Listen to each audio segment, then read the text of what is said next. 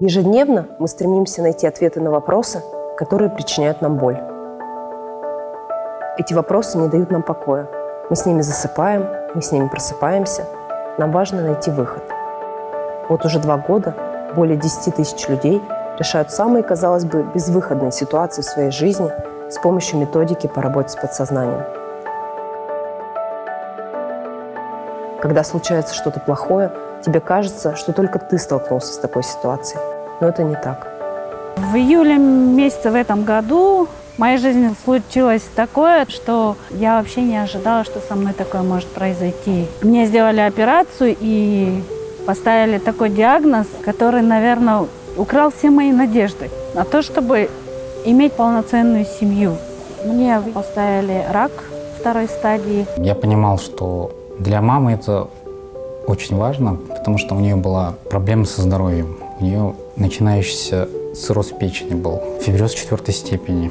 Мой ребенок с рождения, у него стоит диагноз детский церебральный паралич. Сейчас моей дочери 13 лет, и в апреле прошлого года еще нам подтвердили этот диагноз. Если я родился в бедной семье, в каком-то маленьком городе, в маленькой деревне, если у меня есть какое-то заболевание, врожденное или приобретенное, это не говорит о том, что все, теперь на мне поставлен вердикт. У меня были довольно сложные отношения с дочерью. То есть это было пиковое состояние, когда я не хотела ничего слышать о ней. К 50 годам мне уже стало абсолютно четко и абсолютно ясно, что я нахожусь в стеклянной такой колбе, и я не могу через нее пробиться и взять все, что мне нужно из этого прекрасного, чудесного, классного мира. Внутри человека сокрыто очень много важных ключей от того, откроем ли мы свое предназначение, будем ли мы понимать, кто мы на этой земле, как мы будем себя чувствовать, будем ли мы здоровы, будем ли мы растить счастливых детей, будем ли мы жить той жизнью, которой хотим жить. Это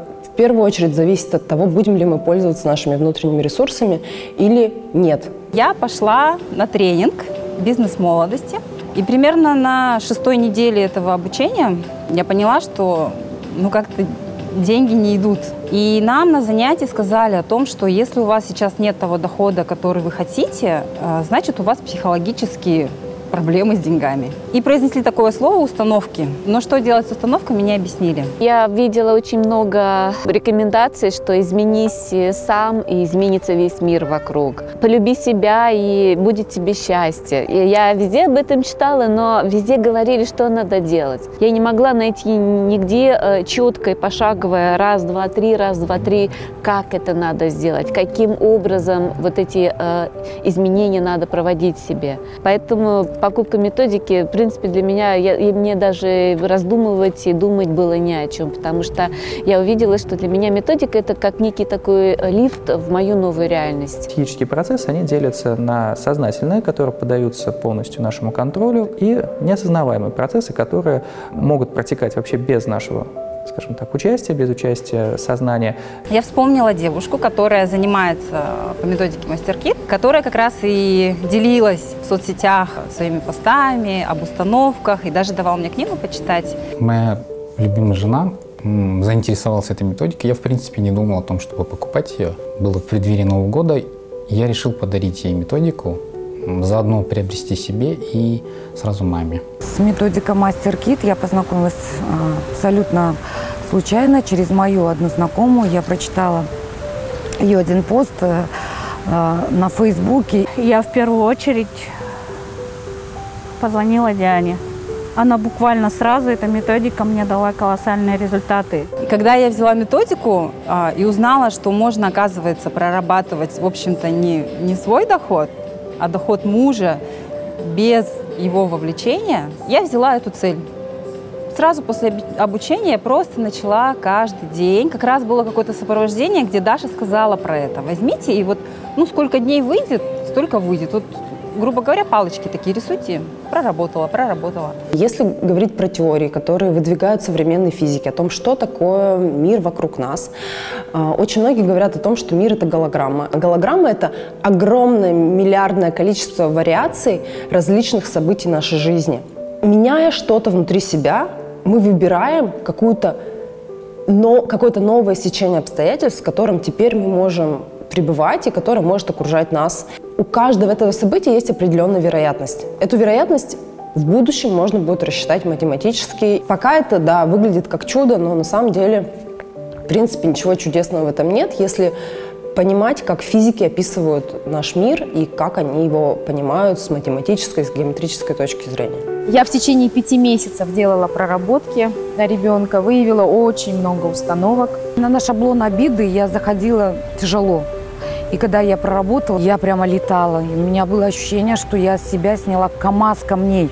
Я очень счастлива, что на самом деле тысячи ученых по всему миру на данный момент занимаются вопросами сознания, реальности, подсознания. Что такое сознание, что такое реальность. Мы стоим на пороге очень важных открытий. И есть несколько направлений в науке, которые этим активно занимаются.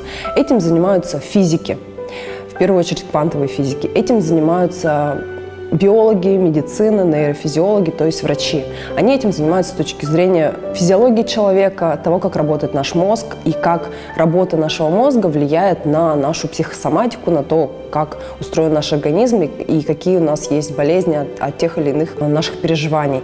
И есть, конечно, психологическое направление, которое изучает вопрос сознания, что есть подсознание. Самые яркие результаты – это мои дети. И это был действительно видимый результат, когда мы с ней разговаривали, она по старому шаблону пыталась там, какие-то обиды, претензии мне говорить, высказывать, а я на них никак не реагировала.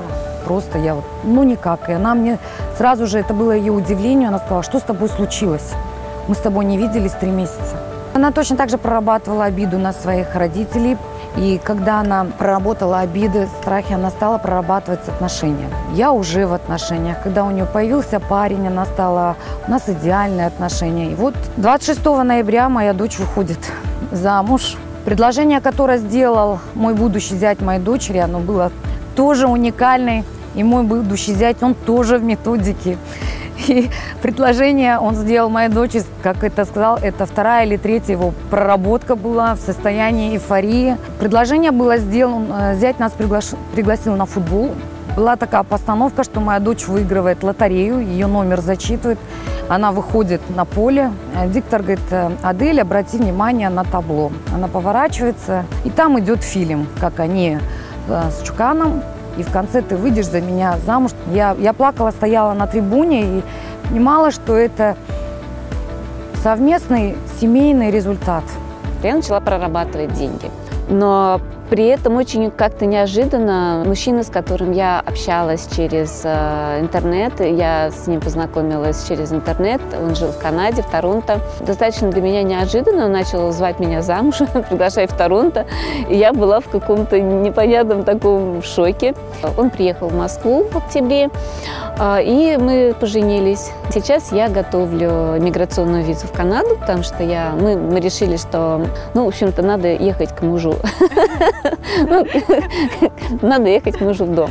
Мой муж сейчас, он с какой-то встречи в скайпе сказал, что у меня есть план, и я хочу купить новую квартиру для нас. Он мне присылал квартиры, варианты квартир, я там смотрела, мне, естественно, все нравилось.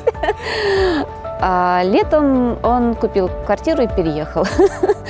Сейчас я готовлю визу, чтобы поехать и, скажем так, все своими глазами увидеть. Буквально 3 недели назад я повторно сделала УЗИ, и самое было удивительное, что у меня сам яичник уменьшился на 1,5 сантиметра. Я очень поразила врачей. Я просто помню, как глаза врача, который говорит: ты что делала?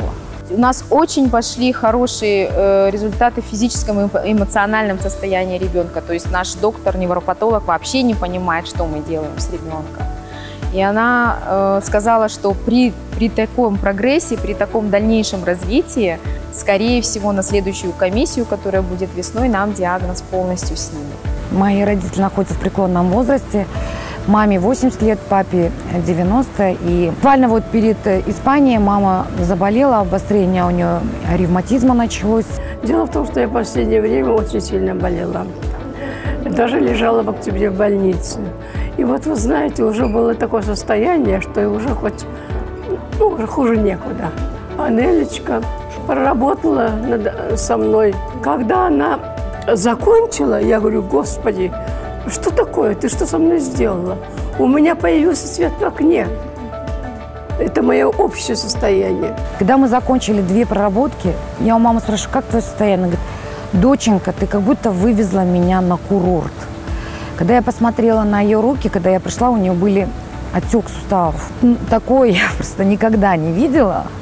Он просто, этот отек, стал уходить на моих глазах. Прям вот его просто как будто не было. Такое ощущение было, что просто его откачали с рук. Недавно моя мама позвонила и сказала, что ей сняли этот диагноз, то есть с 4-й степени это ушло до 0-й степени. Переживания человека, его внутреннее состояние, разумеется, очень тесно связано с той деятельностью, которую он в итоге осуществляет. То, в каком состоянии мы находимся, влияет на то, как мы будем воспринимать окружающий мир. Результаты пошли по деньгам, выросли доходы как мои, так и моего мужа. То есть при этом я стала меньше работать, но стала больше зарабатывать. Мой муж вместо 200 тысяч тенге стал зарабатывать 900 тысяч тенге. Буквально за 2 месяца был вот такой скачок. Я занимаюсь видеонаблюдением. В тот момент, когда доход упал до 200 тысяч, я стал прорабатывать тоже и доход. У меня появился крупный заказ на 2 миллиона тенге сразу. Январь-февраль месяц, которые обычно убыточные, полностью были заняты. И после этой проработки у меня увеличился доход примерно до 500-700 тысяч тенге. Я не видела ничего, кроме своей суммы. То есть на 2 месяца я поставила цель, что доход мужа составляет 12 миллионов тенге. Это было 15 июня, когда я купила методику. И когда 1 июля я собрала все отчеты, просто вот всю выручку, посчитала и показала Андриану. И тогда уже было даже больше, чем 12 миллионов. Я помню, что Андриан сказал: я не понял, как это произошло. У меня не было ощущения, что на меня кто-то давит. У меня не было ощущения, что меня кто-то за ручку куда-то ведет, что меня кто-то подпинывал или кто-то там подкидывал дрова в огонь, чтобы он горел сильнее. Я такого не ощущал. Я чувствую, что я держу в руках волшебную палочку. И, вы знаете, я не могу сказать, что это было всегда легко. Все складывалось в потоки, но для того, чтобы это было, мне надо было делать проработки, я их делала каждый день. Самое главное – это вера в себя. Когда ты веришь в себя, можно поверить всему. Если человек не верит себе, то ему ничего не поможет. Как донести до людей, которые еще не совсем верят, не совсем верят в собственную силу на самом деле. Кто не хочет купить методику, тот не может поверить, что он может все это создать в своей жизни. Мы привыкли к тому, что опасность для нас – это война, это какой-то природный катаклизм. Хотя на самом деле мы давно уже научились более-менее с этим справляться. Но с чем мы точно не научились еще пока справляться, это со своей внутренней пустотой. Это то, чему стоит уделять внимание, это то, чему стоит учить своих детей, это то знание будущего, которое дальше сделает наш мир еще более безопасным. И это та важная точка, на которую действительно стоит сейчас обращать внимание.